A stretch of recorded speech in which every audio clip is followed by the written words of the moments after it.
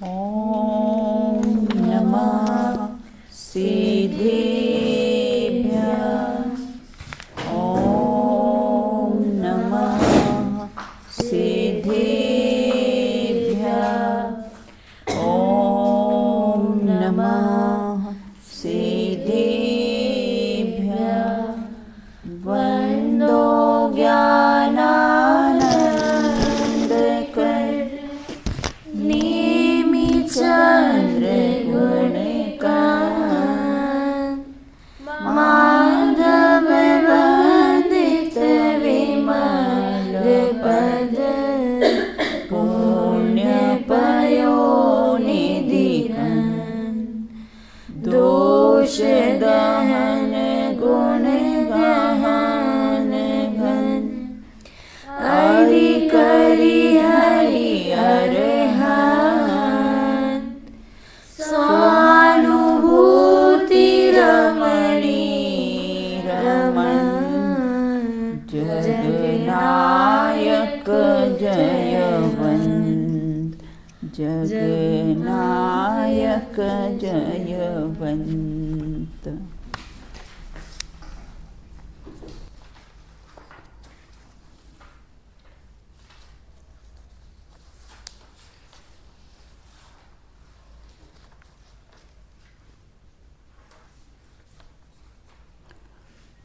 अपनी चर्चा यहाँ पर करणान योग के प्रश्नोत्तर के माध्यम से चर्चा हमारी चल रही है। ये जो गुणस्थान प्रवेशिका है उसमें जो प्रारंभ में जो करणान योग के प्रश्नोत्तर है उसके ही माध्यम से हम चर्चा कर रहे हैं। पूर्व में अपने चर्चा की थी अप्रत्याख्यानावरण कषाय कर्म किसे कहते। अनंतानुबंधी की तो चर्चा हो गई थी। हाँ, तो अप्रत्याख्यानावर्णी कषाय कर्म किसे कहते हैं, संधि विच्छेद करके बताइए। हाँ चलो पलक बताइए।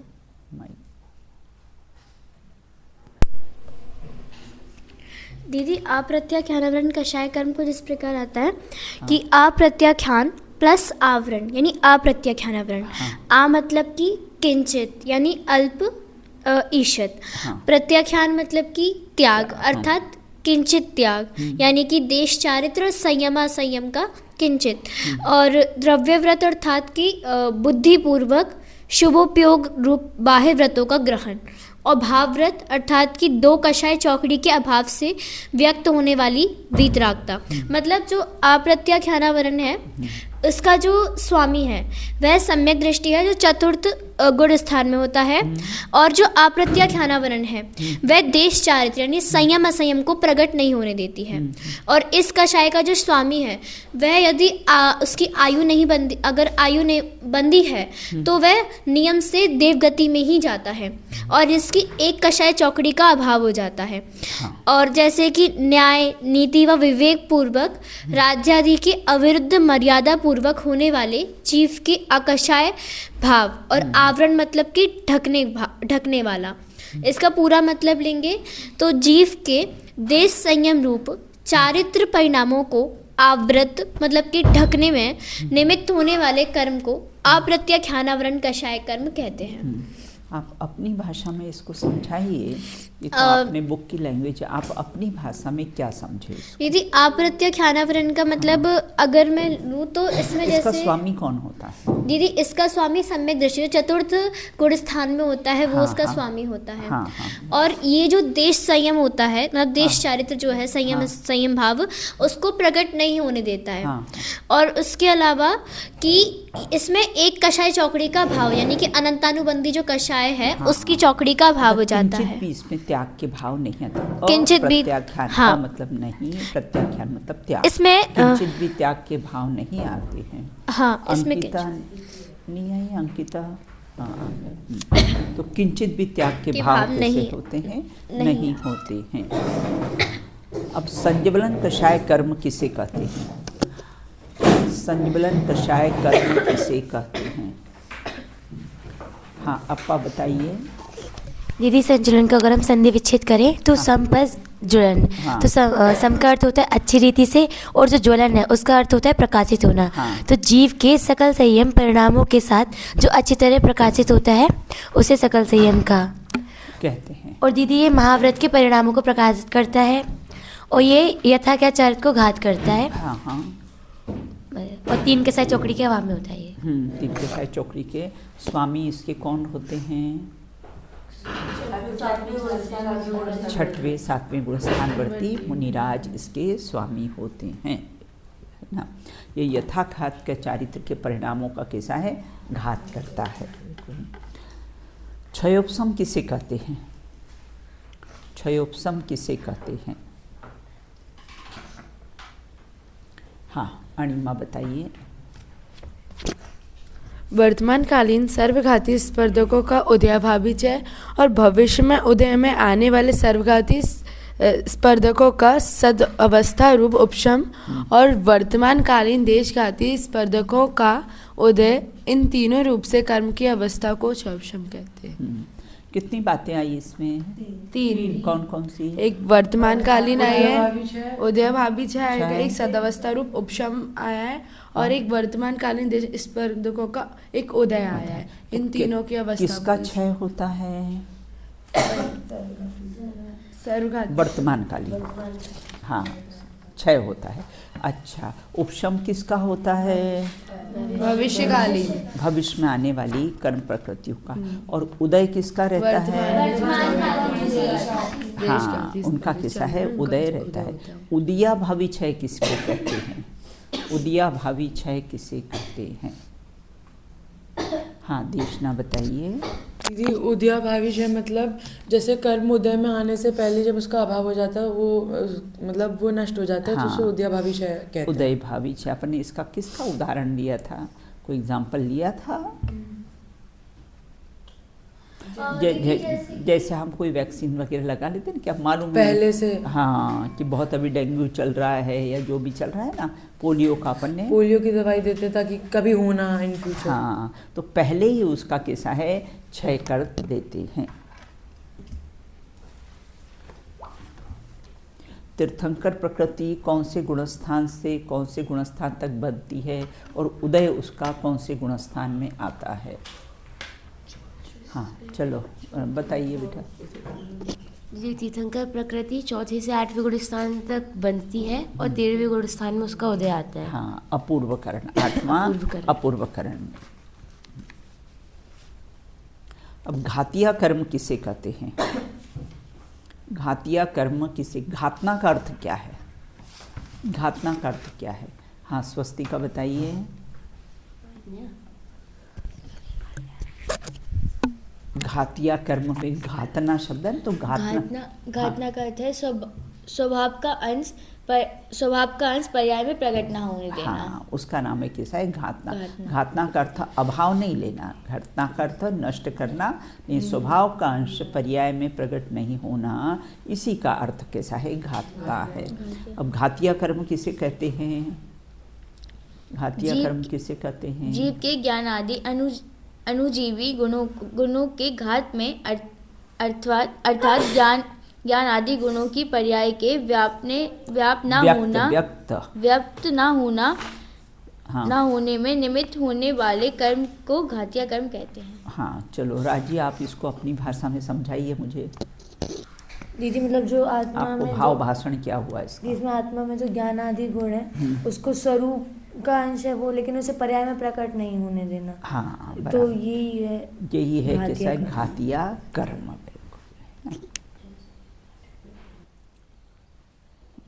इतनी हमारी चर्चा हो चुकी थी, अब हम आगे चर्चा करेंगे। अपना क्वेश्चन नंबर है 52 है, सर्वघातिया कर्म किसे कहते हैं? अब हमने घातिया कर्म के भी 2 भेद कर लिए, एक कैसे सर्वघाती और कैसा है देशघाती, ये 2 भेद उसके कर लिए। अब सर्वघाती कर्म किसे कहते हैं?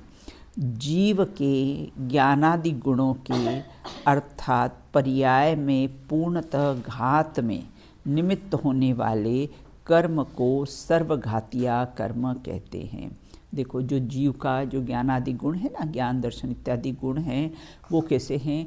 पर्याय में कैसा उसका प्रकट नहीं होना ना, शक्ति रूप से तो है, लेकिन पर्याय में उसका पूर्णतः घात होने वाले जिस कर्म के उदय से उसका पर्याय में पूर्णतः घात होता है उसे सर्वघाती कर्म प्रकृतियाँ कहते हैं। जैसे केवल ज्ञानावरण है ना, केवल ज्ञानावरण कैसे है? ये सर्वघाती प्रकृति है। कैसे कैसे? हाँ, क्योंकि देखो वर्तमान में हमें केवल ज्ञान है क्या? नहीं है ना, तो ये किसी सर्वघाती प्रकृति है। केवल ज्ञानावरण ये पूरी तरह आवरण आ गया है, अभी हमको इतना भी अंश केवल ज्ञान का प्रकट नहीं है। इसके कारण ये केवल ज्ञान कैसा है? सर्वघाती प्रकृतियों में लिया। देखो मति ज्ञान और शुद्ध ज्ञान को देशघाती में लिया। क्यों? हाँ, लेकिन फिर भी हमारा ज्ञान है ना, प्रकट उघाड़ है ना भाई। मति ज्ञानावरणी कर्म का उदय है ना, शुद्ध ज्ञानावरणी, फिर भी हमें अभी मति ज्ञान तो है ना, है ना। तो ये पूर्णतः घात नहीं, इसको इसलिए बोलते हैं देशघाती कर्म कहते हैं। जैसे सूर्य पर एक तो पूरा आवरण आ जाना है ना, अंधकार होने पूरा आवरण, तो पूरा सूर्य छुप जाता है। एक कैसा होता है कि थोड़ा बादल का आवरण आ जाता है लेकिन साइड से फिर भी उसकी किरणें दिखती रहती है, तो वो कैसा है? देशघाती। तो देशघाती कर्म में क्या होता है? वो मति ज्ञानावरण शुद्ध ज्ञानावरण का प्रकट उघाड़ ज्ञान होता है। लेकिन केवल ज्ञानावरण कैसी है? सर्वघाती प्रकृति है। उसके उदय में कभी केवल ज्ञान किंचित मात्र भी प्रकट होता नहीं है। तो जीव के ज्ञानादि गुणों का, लेकिन कल भी अपने बताया था ना कि पूर्णतः घात हो, लेकिन फिर भी ना जो अक्षर का अनंतवां भाग जो ज्ञान है जिसे पर्याय ज्ञान कहते हैं, उसको आवरण नहीं दे सकता है, वो निरावरण। अगर उस पर आवरण हो जाए तो फिर चेतन से जड़ हो जाए, है ना। तो इसके कारण कैसा है? उस पर कभी आवरण होता नहीं है बिल्कुल। अब कहते सर्वघातीय प्रकृतियाँ कौन कौन सी है? देखो केवल ज्ञान का अंकुर हमारे पास ही है। सर्वज्ञत्व शक्ति है ना, 47 शक्तियों में सर्वज्ञत्व शक्ति है ना, तो केवल ज्ञान का अंकुर कैसा है?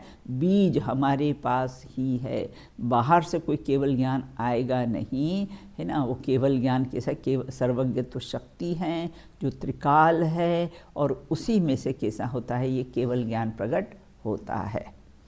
आगे कहते हैं सर्वघाती प्रकृति कौन कौन सी और कितनी है।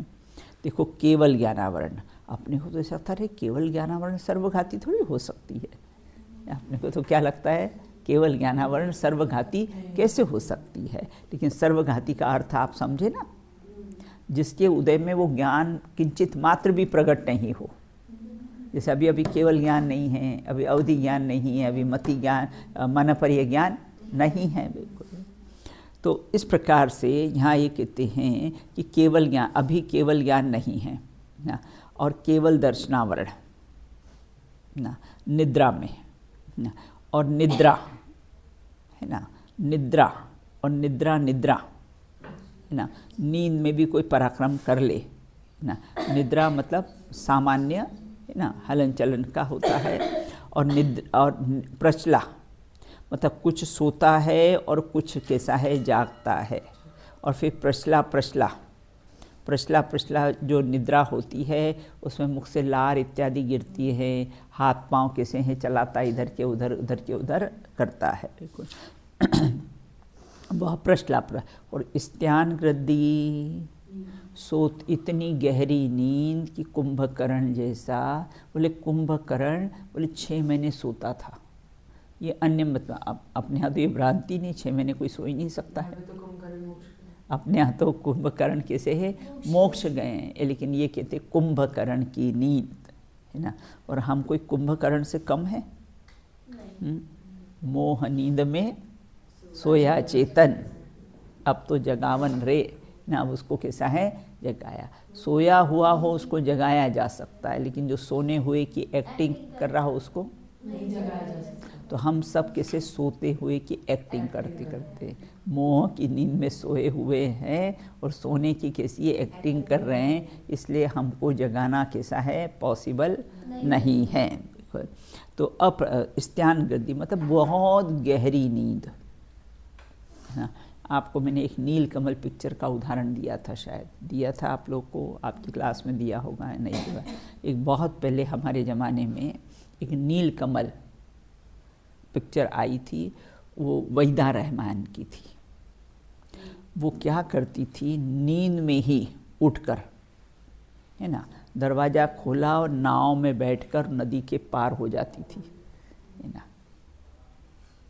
अब घर वालों को शंका हो गई कि रात को ये नींद में उठकर नदी के पार कहाँ जाती और किससे मिलने जाती है। तो शंका हो गई घर वालों को। लेकिन फिर बाद में जब वास्तविकता का पता चला तो बोले वो नींद में किसी को बीमारी ऐसी होती है कि वो नींद में ही, कैसे इतनी गहरी नींद होती कि नींद में ही सब कार्य कर ले। हमारे परिवार में ही, परिवार मतलब दूर के रिश्तेदार में, उनका एक लड़का ना रात को उठकर मतलब रसोई में जाके बर्तन जमा देता था। और पता भी नहीं, पूछते तो मैंने कब जमा है, सुबह पूछे तो बोले मैंने कब जमा है। फिर बाद में तो फिर वो दरवाजों को लॉक सब करके रखी गई, ऐसा नहीं कि खोल के बाहर चला जाए।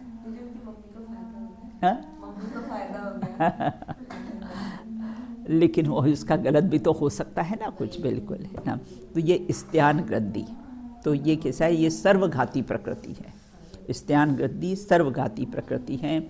अब अनंतानुबंधी चतुष्क, है ना, ये सम्यक का घात करती है। अनंतानुबंधी चतुष्क ये भी सर्वघाती प्रकृति है। देखो निद्रा और मृत्यु में क्या अंतर पाया जाता है?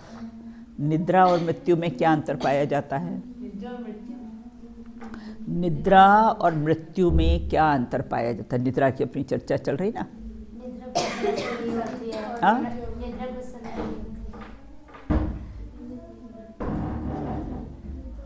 निद्रा और मृत्यु में क्या अंतर पाया जाता है? हाँ, देखो निद्रा में तो कैसा है, ये श्वास चलती है ना। हाँ, निद्रा में तो किसी श्वास चलती है, और मृत्यु हो जाने पर कैसा है, श्वास नहीं चलती, एक बात। और दूसरा, निद्रा में तो उठ सकते हैं, लेकिन मृत्यु के बाद कैसा है, कभी उठ सकते नहीं हैं। इसे निद्रा और मृत्यु में कैसी है, अंतर पाया जाता है। आगे कहते हैं लोग बाग है ना स्लीपिंग पिल्स लेते हैं, और कैसे हैं, मतलब तुम बेहोश होके खुश होना चाहते हो। हाँ, बेहोश होके कैसा है, खुश होना चाहते हो, बिल्कुल। तो कभी लाइफ में स्लीपिंग पिल्स वगैरह लेना नहीं, बिल्कुल। अपन तो जब अपने को नींद नहीं आए तो विचार करना, हमारे मुनिराज कैसे है ना, भूमा ही पिछली रयन में कछु शयन एकासन करन, बिल्कुल। मुनिराज को याद करना, मात्र पौन घंटा सोते, फिर भी फ्रेश। आज मेरे को कल किसने तो भी बोला था, कल नहीं अभी 2-3 दिन पहले, कि दीदी रात को ऐसा नींद नहीं आई, लेकिन सुबह में एकदम पूरा फ्रेश थी और मैंने पूरा काम वाम कर लिया था। पता नहीं, हाँ, स्वस्तिका ने बोला था। अच्छा, हाँ, बराबर, बिल्कुल। ये तो है ना, सब हम सोचते हैं अरे रात भर नींद नहीं आई तो अब आलस आ रहा है, प्रमाद आ रहा है, कुछ नहीं। हाँ, कोई प्रमाद नहीं। नेक्स्ट डे वैसे ही सब काम करो तो आपको लगेगा ही नहीं कि कोई प्रमाद है या सोए नहीं है, बिल्कुल। सारा सब अपने मन पर डिपेंड करता है कि आप कैसा सोचते हो, बिल्कुल। तो इस प्रकार किसे निद्रा। हमारे यहाँ एक बहन थी जयपुर में, तो क्लास में बैठती थी लेकिन सो जाती थी, तो अपने को ऐसा सो गई, और कोई प्रश्न का उत्तर पूछो ना तो तुरंत जवाब दे दे, ऐसा। बता देती है, हाँ, बराबर, बिल्कुल, है ना। तो इस प्रकार से यहाँ ये कहते हैं, देखो ये निद्रा एकमात्र जैन धर्म की मौलिक चर्चा है। कोई भी दर्शन में निद्रा के 5 प्रकार नहीं बताए हैं, है ना। टाइप्स ऑफ निद्रा, नींद तो नींद होती है, उसके क्या प्रकार होते हैं, ये अपने हाथ उसके दर्शनावणी कर्म की प्रकृति बताइए इसको ना। और 5 प्रकार कैसे बताए, निद्रा, प्रश्ला, स्त्यान गद्देश ना। तो इस प्रकार अनंता बंधु चतुष्क ये सम्यक को घात करती है, इसलिए घातिया कर्म है। और अप्रत्याख्यान वर्ण चतुष्क ये देशचारित को प्रकट नहीं होने देती, इसलिए इसको घातिया कर्म में रखा है। और प्रत्याख्यानावरण चतुष्क ये भी किसी संज्वलन कषाय का घात करती है, अर्थात उसको प्रकट नहीं होने देती है। और वह भी कैसी है? अपनी सर्वघाती प्रकृति में, मतलब 21 प्रकृतियों को सर्वघाती प्रकृति में लिया है। और मिथ्यात्व दर्शन मोहिनी, सम्यक मिथ्यात्व दर्शन मोहिनी, ये सब कैसे हैं? इनको इसमें लिया है, घाती कर्म की प्रकृति में लिया है। तो 21 प्रकृतियाँ कैसी है? सर्वघाती की होती है। अब कहते देशघाती कर्म किसे कहते हैं? जीव के ज्ञानादि गुणों के एक देश अर्थात अंशतः घात में निमित्त होने वाले कर्म को कैसा है? देशघाती कर्म कहते हैं। ज्ञानादि गुणों का कैसा है? सर्वथा घात नहीं करता है। किस कर्म के उदय में उसके ज्ञानादि गुण प्रकट रहते हैं। हाँ, जैसे मति ज्ञानावरण है, श्रुत ज्ञानावरण है, तो इसमें अवधि ज्ञानावरण, मनःपर्य ज्ञानावरण, ये चक्षु दर्शनावरण, अचक्षु दर्शनावरण, अवधि दर्शनावरण, फिर उसमें मिथ्यात्व में सम्यक प्रकृति को ले लिया है। ये कैसी? देशघाती प्रकृति है। और संज्वलन चतुष्क, हास्य आदि 9 कषाएँ। देखो, जो हास्य आदि 9 कषाएँ, तो अनंतानुबंधी संबंधी भी 9 कषाएँ होती है, और प्रत्याख्यान संबंधी भी 9 कषाएँ। 52 मैंने बताया था ना आपको, बिल्कुल। और प्रत्याख्यान संबंधी भी कैसी है? 9 कषाएँ होती। और संज्वलन संबंधी भी कैसी है? 9 कषाएँ होती। इस प्रकार कैसे 52 कषाय के कितने भेद बताए थे अपन ने, है ना? हाँ, 52 भेद भी बताए थे, 4 भेद भी बताए थे, 52, 16 भेद भी, 25 भेद भी बताए थे। इस प्रकार से इसके कैसे हैं? भेद होते हैं, बिल्कुल। हाँ, अब यहाँ ये कहते हैं हास्य आदि 9 कषाएँ, ये सब देशघाती कर्म है। इस कर्म के उदय में जीव का कैसा होता है? देखो, हास्य आदि अनंतानुबंधी हास्य में क्या करेगा? राग द्वेष के वशीभूत होकर किसी की हंसी उड़ाएगा, ये अनंतानुबंधी हास्य कर्म। और संज्वलन संबंधी हास्य कर्म, मुनिराज को भी हंसी तो आती है ना। हाँ, तो संज्वलन संबंधी, कोई जिनवाणी में अच्छी बात आ जाए ना, कोई प्रतिमा बहुत सुंदर लगे, है ना, तो उसमें उसको कैसा है? आनंद आता है। तो संज्वलन संबंधी कैसा है? हास्य कैसा है? कही जाएगी। तो मति ज्ञानावरण, श्रुत ज्ञानावरण, और कैसा है? अब देशघाती प्रकृतियाँ कौन कौन सी है? इसकी कितनी? 26 प्रकृतियाँ हैं। सर्वघाती की 21 प्रकृतियाँ हैं, और देशघाती की कितनी? 26 प्रकृतियाँ हैं। देखो, मति ज्ञाना, अब वो 26 गिना रहे। मति ज्ञानावरण मतलब मति ज्ञान पर अपना आवरण आ जाना, है ना। मति ज्ञान पर कैसा है? आवरण आ जाना, वो मति ज्ञानावरण है। मतलब उस मति ज्ञान को प्रकट नहीं होने देना, मतलब पूर्णतः घात नहीं करती। देशघाती कर्म की प्रकृतियाँ पूर्णतः घात नहीं करती। उसका उदय आता है, उस समय भी कैसा है? मति ज्ञान कैसा होता है? सुरक्षित रहता है और अपना कार्य करता है। कैसा बेटा?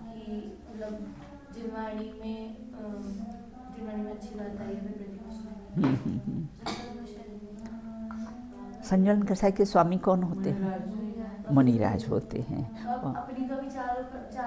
अभी तो अपने को मिथ्या तो बैठा है ना, मिथ्या तो भी बैठा है ना, तो बिल्कुल वो शुभ भाव है आपका। तो संज्ञान कषाय नहीं है, वो कैसा है? आपका शुभ भाव है। तो संज्वलन चतुष्क, हास्य इत्यादि कैसी 9 कषाएँ। अब दानांतराय, है ना, अंतराय आ जाए, है ना, दान देने का भाव हो और कैसा है? अंतराय आ जाए। मैंने आपको बताया था ना, एक ने मूर्ति विराजमान करने का करा था, और कैसा है? सुबह मूर्ति विराजमान होनी थी और रात में ही पैरालिसिस का अटैक आ गया।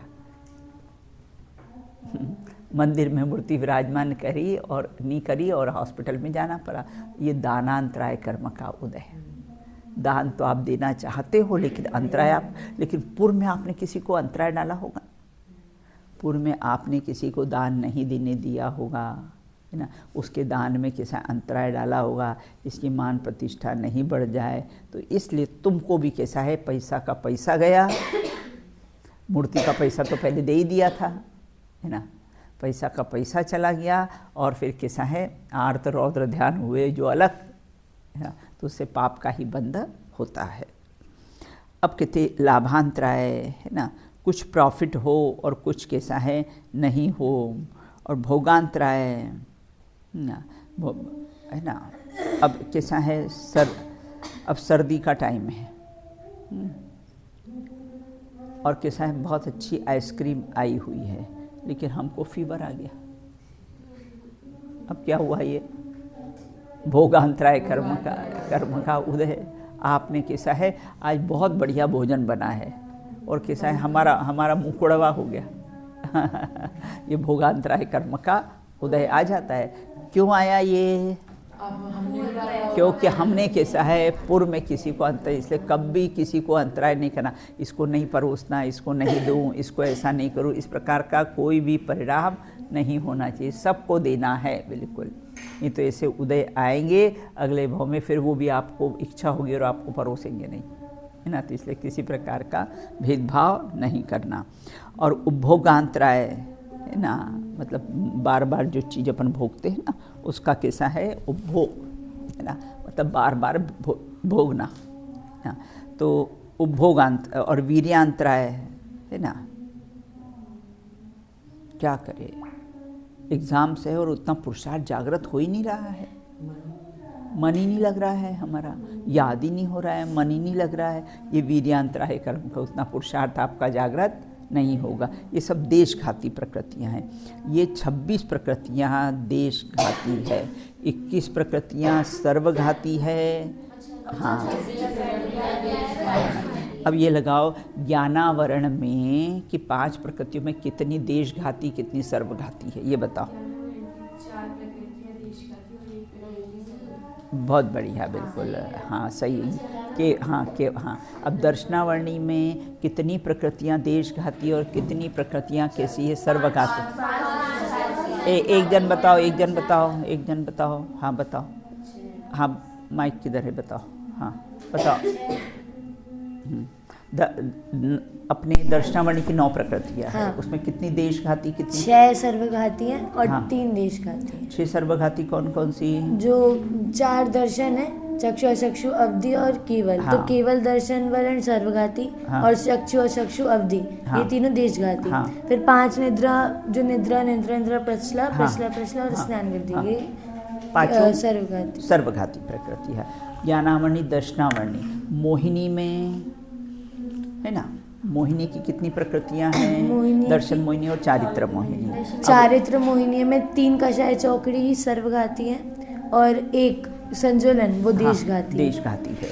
और इसमें देशघाती में हास्यादि 9 कषाय भी आ जाती है। हाँ, और अपने दर्शन मोहिनी में कितनी देशघाती? दर्शन मिथ्यात्व और सम्यक मिथ्यात्व ये सर्वघाती और सम्यक प्रकृति ये देशघाती है। बिल्कुल। अब कैसे कौन सा हुआ? अंतराय अंतराय की 5 प्रकृतियां में 5 प्रकृति देशघाती। 5 प्रकृतियां कैसी देशघाती है। अब उसके बाद कौन सा हुआ है ना, बस इतनी ही चर्चा अपनी कैसी है हुई थी। बिल्कुल। तो 21 प्रकृतियां देशघाती है, सर्वघाती है, और 26 प्रकृतियां कैसी है? हाँ, देशघाती है। बिल्कुल। अब आगे अपन चर्चा करते हैं अविभाग प्रतिच्छेद। अब ये पूरा ग्रुप जो था ना वो अपना घातीय कर्म का है ना, वो प्रकरण यहाँ पर समाप्त हो गया। अब कहते हैं अविभागी प्रतिच्छेद किसको कहते हैं। बिल्कुल। तो शक्ति के अविभाग, अविभाग मतलब जिसका दूसरा विभाग नहीं हो, ऐसा अंश। जैसे आपने देखा ना, अपन सी साइड जाओ, अपन एक बालू रेत का एक कण लिया ना, अब हमने उसको दूसरा विभाग करना चाहा तो क्या होगा? नहीं होगा, है ना, वो नहीं होगा।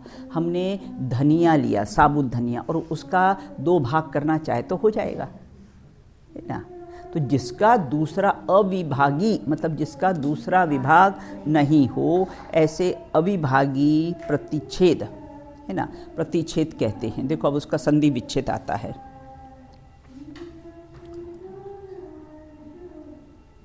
देखो केवल ज्ञान में सबसे ज़्यादा अविभाग प्रतिच्छेद होते हैं। क्यों? क्योंकि वो सब बातों को सब स्पष्ट जानता है, इसलिए केवल ज्ञान में सबसे ज़्यादा अविभागी प्रतिच्छेद होते हैं। देखो अ मतलब नहीं, अविभागी ना, अ मतलब नहीं, विभाग मतलब अंश, है ना। अविभाग मतलब जिसका दूसरा अंश नहीं हो, और प्रतिच्छेद मतलब शक्ति का अंश। तो 3 बातें आई है।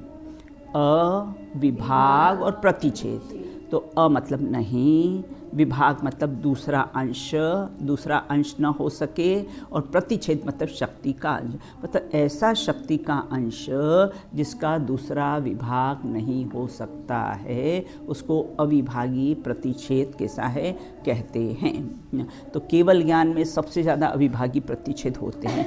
क्यों? क्योंकि वो कोई उसको कैसा है स्पष्ट जानता है। अब यहाँ कहते हैं ज्ञान गुण के अविभाग प्रतिच्छेद भी सबसे ज़्यादा होते हैं। देखो द्रव्य में सबसे छोटा कौन सा होता है? पुद्गल द्रव्य की सबसे छोटी इकाई परमाणु होती। क्षेत्र का कौन सा होता है? आकाश का प्रदेश, हाँ एक प्रदेश बिल्कुल। और काल एक समय। और कैसा है भाव में ये अविभागी प्रतिच्छेद है ना। अविभागी कैसा है द्रव्य की सबसे छोटी इकाई परमाणु पुद्गल द्रव्य की, क्षेत्र की सबसे छोटी इकाई एक प्रदेश है ना। देखो आत्मा के भी प्रदेश होते हैं और आकाश के भी प्रदेश होते हैं, है ना। तो क्या अंतर है? आत्मा के भी प्रदेश होते ना। आत्मा असंख्यात प्रदेशी, वहाँ भी प्रदेश शब्द का अर्थ आता है। और एक प्रदेश शब्द कैसा है? आकाश के भी प्रदेश होते हैं। दोनों में क्या अंतर पाया जाता है? आत्मा के जो प्रदेश होते हैं वो चेतन होते हैं और आकाश के प्रदेश अचेतन होते हैं। पांच पुद्गल द्रव्य है ना, 6 द्रव्य में एक जीव द्रव्य चेतन है, बाकी कैसे हैं? अचेतन है बिल्कुल। तो आप ये ध्यान रखना इसका, प्रदेश जो आता है ना, प्रदेश शब्द का अर्थ। आत्मा अनंत है, तो उनके एक प्रदेश दूसरे प्रदेश से मिलते नहीं, जबकि आकाश एक ही है तो वो पूर्ण रूप से फैला हुआ है। हाँ आकाश, हाँ है ना, पूर्ण रूप से फैला हुआ है, लेकिन फिर उसके भी एक एक प्रदेश पर एक एक कालाणु खचित है ना, काल द्रव्य का। तो द्रव्य के अनंत दर्शन में वस्तु निराकार दिखाई देती है। देखो द्रव्य की सबसे छोटा परमाणु कालाणु है ना। क्षेत्र की अपेक्षा से आकाश का प्रदेश है। मुझे आकाश का प्रदेश बताने के लिए क्या विकल्प आया? क्योंकि आत्मा के भी प्रदेश होते, तो आप कंफ्यूज नहीं होना, प्रदेश शब्द दोनों के लिए यूज़ होता है। वहाँ आत्मा के असंख्यात प्रदेश होते हैं, लेकिन वो चेतन होते हैं। और कैसे इसके आकाश के प्रदेश कैसे होते हैं? अचेतन होते हैं। अपेक्षा क्षेत्र की अपेक्षा से आकाश का प्रदेश काल की अपेक्षा से कैसा है? एक समय। और भाव की अपेक्षा से कैसा है? भाव कहो, शक्ति कहो, गुण कहो, उसकी अपेक्षा से अविभागी प्रतिच्छेद, जिसका कोई दूसरा विभाग, शक्ति का वह अंश, गुण का वह अंश जिसका दूसरा विभाग हो सकता नहीं है। बिल्कुल देखो ऐसा होता है ना, जैसे रेत के कण, उसका दूसरा विभाग कैसा है? हो सकता नहीं है। उसी प्रकार गुणों का भी कैसा है? जो दूसरा विभाग नहीं होता है, उसको भाव की अपेक्षा से अविभागी प्रतिच्छेद कहते हैं। अब कहते वर्ग किसे कहते? वर्ग, वर्गणा और स्पर्धक, 3 चीज़ें आती है, वर्ग, वर्गणा और स्पर्धक, है ना। देखो अपन है ना, एक एक आत्मार्थी वर्ग है, एक एक आत्मार्थी वर्ग है। अपन फिर इसमें समझेंगे, पहले आप उदाहरण से समझ लीजिए। एक एक आत्मार्थी वर्ग है बिल्कुल। अब हमने कहा कि 9th के आत्मार्थी वह कैसी वर्गणा है, वर्गों के समूह को वर्गणा कहते हैं। एक एक आत्मार्थी कैसी वर्ग है। और फिर हमने कैसा है उसको कैसा है, एक 9th क्लास की आत्मार्थी को इकट्ठा कर दिया, तो वो क्या हुआ? वर्गणाएं हो गई। अब स्पर्धक किसको कहते हैं? है ना। अब वर्गणाओं के समूह को स्पर्धक कहते हैं। अब हमने सारी आत्मार्थियों को मिला लिया, वो क्या हुआ? स्पर्धक, है ना। देखो जैसे 1 गेहूं का दाना वो वर्ग, हमने 5 किलो गेहूं रखे वो वर्गणा। और स्पर्धक में कैसे? बोरे में, एक बोरे में गेहूं रख के गोडाउन में बहुत सारे बोरे रख दिए, वो कैसे हैं? स्पर्धक। समझ में आ गया? अब पढ़ते हैं अपन बिल्कुल। वर्ग, समान अविभागी प्रतिच्छेद के समूह को वर्ग कहते हैं। बिल्कुल वो आत्मार्थीन की अपेक्षा तो सब समान है ना, एक एक आत्मार्थीन है ना, आत्मार्थी की अपेक्षा से तो कैसे सब समान है। तो समान अविभागी प्रतिच्छेद के समूह को वर्ग कहते हैं। चूंकि प्रत्येक परमाणु में अनंत अविभाग प्रतिच्छेद होते हैं, इसलिए प्रत्येक परमाणु भी कैसा है, एक वर्ग होता है ना। मतलब छोटे छोटे समूह ना, मतलब समान अविभागी प्रतिच्छेद। समान अविभागी प्रतिच्छेद, देखो जैसे हमने आइसक्रीम जमाया, अब हमने उसके पॉट में जमाया तो उसके सारे पीसेस समान होते ना, उसके सारे पीसेस कैसे होंगे, समान होंगे ना। तो इसलिए समान अविभागी प्रतिच्छेद के समूह को वर्ग कहते, एक परिभाषा है बिल्कुल, है ना। और परमाणु, इसलिए एक एक परमाणु को भी वर्ग कहते हैं। चूँकि प्रत्येक परमाणु में अनंत अविभागी प्रतिच्छेद पाया जाता है, इसलिए प्रत्येक परमाणु भी कैसा है, एक वर्ग कहलाता है बिल्कुल। लेकिन समान उसके भाग करे हमने बिल्कुल, है ना। तो वो इडली हमने बनाई तो क्या होता है, सब समान उसके कैसे हैं, भेद होते हैं। इस प्रकार समान अविभागी प्रतिच्छेदक के समूह को वर्ग कहते हैं बिल्कुल। चूँकि परमाणु में अनंत अविभागी प्रतिच्छेद होते हैं, इसलिए एक परमाणु भी कैसा है, वर्ग है। अवर्गणाएं, समान अविभागी प्रतिच्छेद से युक्त ना अवर्गों के समूह को वर्गणा कहते हैं। अब हमने क्या किया है ना, वहाँ पर इडली बनाई, समान उसके हैं, और कुछ इडलियाँ निकालने के लिए हमने अलग से परोसने के लिए रख दी, वो वर्गणा। और बाकी अंदर रसोई में बहुत सारी इडलियों का समूह है बिल्कुल ना, वो स्पर्धक। समझ में आ गया है ना। अब यहाँ ये कहते हैं कि इस प्रकार से एक एक अविभागी प्रतिच्छेद के अधिक समूह को, है ना, कैसे हैं, वर्गों के समूह को वर्गणाएं जहाँ तक उपलब्ध हो उस वर्गणाओं के समूह को स्पर्धक कहते हैं बिल्कुल। समझ में आ गया, वर्गणाओं के समूह को कैसा स्पर्धक कहते हैं।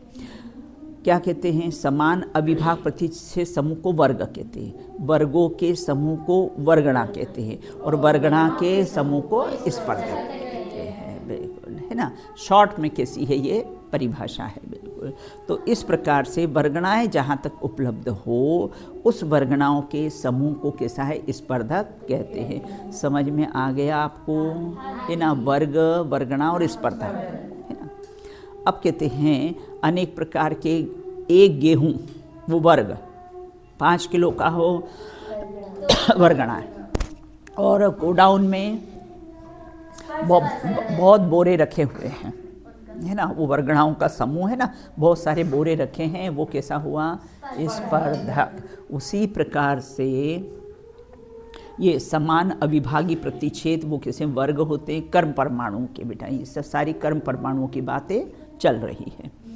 अनेक प्रकार की अनुभाग शक्ति से युक्त कारमान वर्गणों के कर्म समूह को स्पर्धक कहते। और एक कैसी परिभाषा और उन्होंने दी है कि अनुभाग शक्ति से युक्त, अनुभाग मतलब फल प्रदान करने की शक्ति बिल्कुल, उससे युक्त कारमान वर्गणाओं के कर्म समूह को स्पर्धक कहते हैं। जो क्रम से हानि और क्रम से उसकी वृद्धि हो ऐसे वर्गणाओं समूह को भी स्पर्धक कहते हैं। एक और परिभाषा आती जिसमें क्रम से हानि हो, क्रम से उसकी वृद्धि हो, ऐसे वर्गणा के समुदाय को भी कैसे होते हैं, स्पर्धक कहते हैं। चंद्रमा में होता है ना, कृष्ण पक्ष से शुक्ल पक्ष, शुक्ल पक्ष से कृष्ण पक्ष, वृद्धि होती जाती है, कृष्ण पक्ष से शुक्ल पक्ष में वृद्धि होती जाती है, फिर शुक्ल पक्ष से कृष्ण पक्ष में हानि उसकी होती जाती है। ऐसे स्पर्धकों को भी क्या कहते हैं, जिससे क्रम से हानि और क्रम से वृद्धि हो, उस स्पर्धकों को, वो उनको, है ना, वर्गणाओं के समूह को भी क्या कहते हैं, स्पर्धक कहते हैं। सर्वघाती प्रकृतियों में, है ना, सर्वघाती प्रकृतियाँ समझ में आ गई ना, है ना। अभी अपन ने चारों घातीय कर्म की बता दी है। अब अनेक प्रकार सर्वघाती कर्म की प्रकृतियों में संपूर्ण स्पर्धक कैसे सर्वघाती ही होंगे, और देशघाती स्पर्धकों के नियम से, है ना, वो कैसे होते हैं, देशघाती ही होंगे, वे सर्वघाती नहीं होंगे, है ना। क्या कहते हैं, सर्वघाती स्पर्धकों के सभी समूह कैसे होते हैं, सर्वघाती ही होंगे। और देशघाती के समूह के कैसे, देशघाती भाई मनुष्य का जो ग्रुप है वो सब कैसे मनुष्य ही होंगे।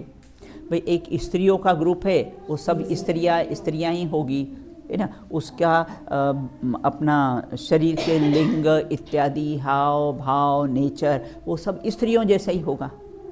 और जो पुरुष वर्ग होंगे उनका कैसा होता है, बॉडी का, है ना, उसकी बॉडी लैंग्वेज और उसके शरीर के चिन्ह वगैरह सब पुरुष जैसे ही होंगे, सब पुरुष के समान होंगे। तो देशघाती कर्म प्रकृतियों के सभी स्पर्धक देशघाती ही होंगे, और सर्वघाती स्पर्धकों के सभी स्पर्धक कैसे होते हैं, सर्वघाती ही होंगे ना।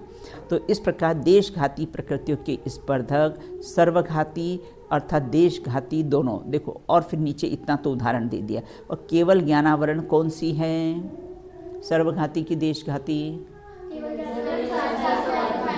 क्यों? हाँ, उसके उदय में केवल ज्ञान, अभी केवल ज्ञान नहीं है ना, तो सर्वघाती ना, बिल्कुल प्रकट नहीं है वो, तो इसलिए वो कैसी हुई, सर्वघाती प्रकृति हुई। देशघाती प्रकृति के स्पर्धक सर्वघाती और देशघाती दोनों प्रकार के। देखो, पहले तो उन्होंने सामान्य बात कह दी है कि देशघाती के स्पर्धक सब देशघाती। अब किसी विशेष जब बात आती है तब कहते हैं देशघाती प्रकृति के स्पर्धक सब कैसे हैं, सर्वघाती और देशघाती दोनों प्रकार के भी हो सकते हैं। इस कारण देशघाती कर्मों के उदय के काल में कर्म का क्षयोपशम घटित होता है।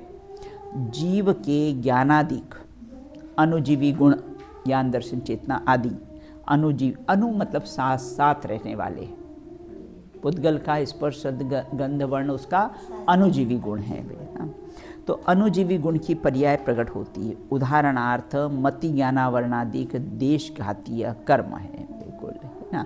मतलब पूर्ण आवरण आता नहीं है इसका, फिर भी कैसा होता है, मति और शुद्ध ज्ञान कैसा है, प्रकट। इसका उदय होने पर भी मति और शुद्ध ज्ञान कैसा है, प्रकट ही रहता है, बिल्कुल।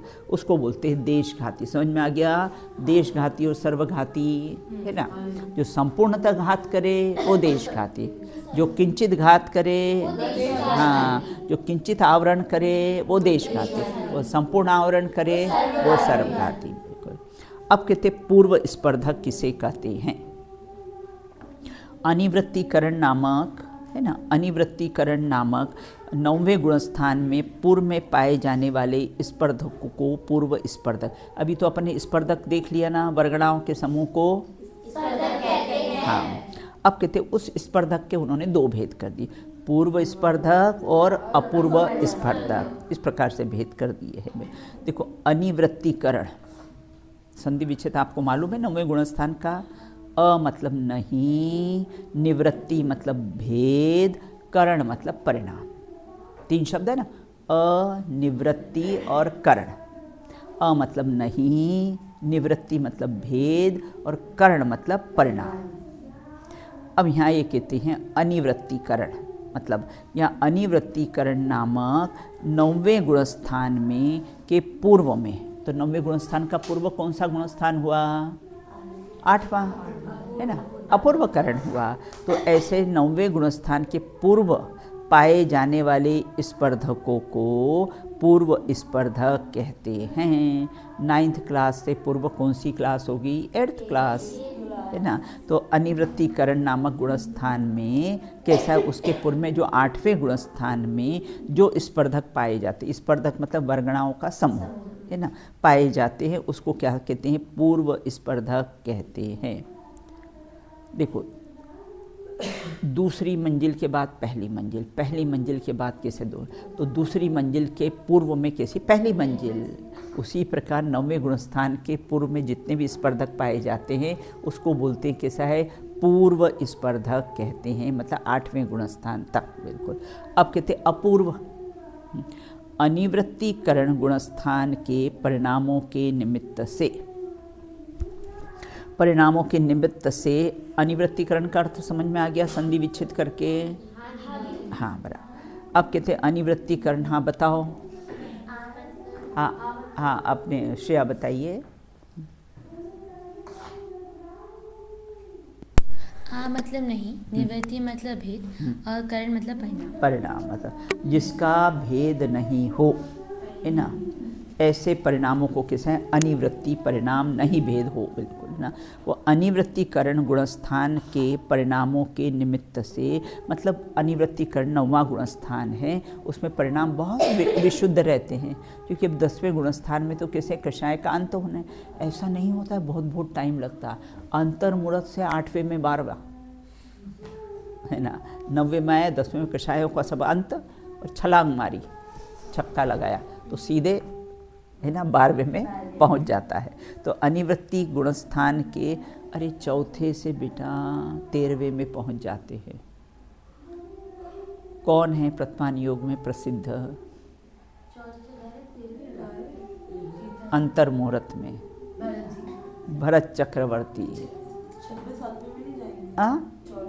हो गया ना, सब में आ गए।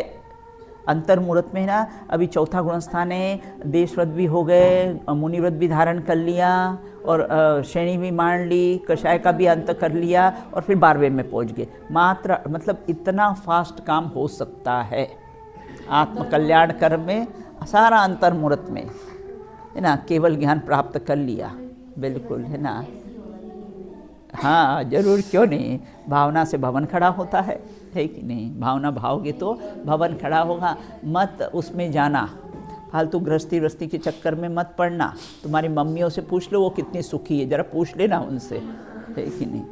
तो हाँ बस आप लोग तो अपना धर्म पढ़ लेना, है ना, अपना पढ़ लेना, और फिर कैसे अपने इस धर्म के मार्ग में लग जाना, और अपना आत्मकल्याण करके ये स्त्री लिंग को छेदना। तो सम्यक दर्शन के बिना छेदेंगे नहीं, तो सम्यक दर्शन अब प्राप्त करना है, इसे पराधीन पर्याय करना है, अपा इसे पराधीन पर्याय प्राप्त करना है, स्त्री पर्याय, है ना। तो जहाँ 3-3, 5-5, 6-6 दिन तक जिनवाणी को हाथ नहीं लगाओ, ऐसा अंतराय का उदय आ जाए, तो क्या मतलब ऐसी पर्याय को प्राप्त करने से, बिल्कुल, है कि नहीं। तो इस प्रकार यहाँ कहते अनिवृत्तिकरण गुणस्थान के परिणामों के निमित्त के अनुभाग क्षीण स्पर्धक को कैसे अपूर्व स्पर्धक कहते हैं। देखो सभी मुनिराज 28 मूल गुण के धारी होते हैं ना, और वेद कषाय, देखो अपन मुनिराज को क्या कहते हैं, ब्रह्मचर्य महाव्रत के धारी। 6वें 7वें गुणस्थान में मुनिराजों को क्या कहते हैं, व्रत के धारी। और ये कर्णानुयोग कहता है कि 9वें गुणस्थान तक भी मुनिराज को वेद कषाय का उदय रहता है। हाँ 9वें गुणस्थान तक भी, है ना, कैसा है ना, वेद कषाय का कैसा है ना, उदय रहता है, बिल्कुल। कर्णानुयोग तो बिल्कुल हीरे का कांटा तोलने के समान है, सूक्ष्म, बिल्कुल अंतर में पड़े हुए हो ना, सत्ता में पड़ी हो वेद कषाय कर्म का उदय, सत्ता में वो वेद कषाय कर्म की कैसी प्रकृतियाँ पड़ी रहती हैं। और यहाँ पर कहते हैं द्रव्यान योग कहता है 6वें 7वें गुणस्थान में भी ब्रह्मचर्य महाव्रत के धारी, ब्रह्म नाम आत्माचर्य मतलब चरना। अब आगे कहते हैं, अब कहते हैं कृष्टि, बस इसको कह के समाप्त करते हैं। अब यहाँ ये कहते कृष्टि, कृष्टि मतलब क्रश करना, ये इसका पूरा प्रकरण है बेटा, है ना। समय अपना हो गया है ना। ये कृष्टि के फिर 5-6 अपने प्रश्न आएंगे, 3-4 प्रश्न आएंगे, उसका एक ग्रुप है, उसकी शेष चर्चा अपन कैसी है बाद में करेंगे। तो इस प्रकार से कैसे अपन ने यहाँ पर चर्चा की है, सर्वघाती की प्रकृतियाँ, देशघाती की प्रकृतियाँ कौन कौन सी है, फिर वर्ग, वर्गणाएँ और स्पर्धक किसे कहते हैं, फिर स्पर्धक में भी पूर्व स्पर्धक और अपूर्व स्पर्धक। अब कृष्टि, कृष्टि मतलब क्रश करना, है ना। देखो इसमें 13वें गुणस्थान में योगों की कृष्टि होती है और 10वें गुणस्थान में कषायों की कृष्टि होती है। कृष्टि मतलब क्रश करना। शेष चर्चा अपन कैसी है बाद में करेंगे।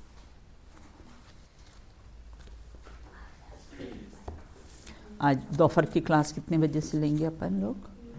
आज 3 बजे से ले लें, है ना, ठीक है, चलिए है।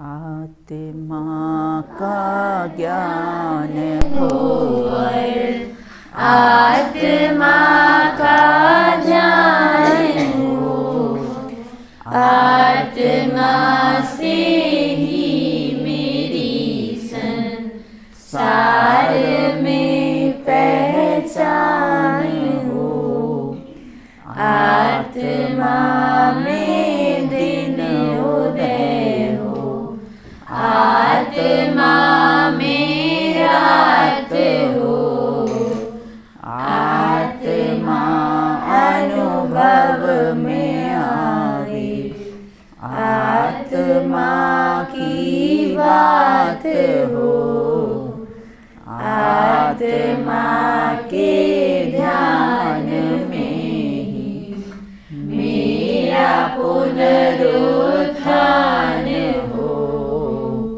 आत्मा के ध्यान में ही मेरा पुनरुत्थान हो। चलिए बोलिए अनंत अनंत सिद्ध परमेश्वरी भगवंतों की जय हो। नित्य पूजनीय जिनवाड़ी माता की जय हो। समस्त वीतरागी संतों की जय हो। अंतिम शासन नायक भगवान महावीर स्वामी की जय हो। अहिंसा परमो जैन धर्म की जय हो। कर्णानी योग के महान ग्रंथों की जय हो।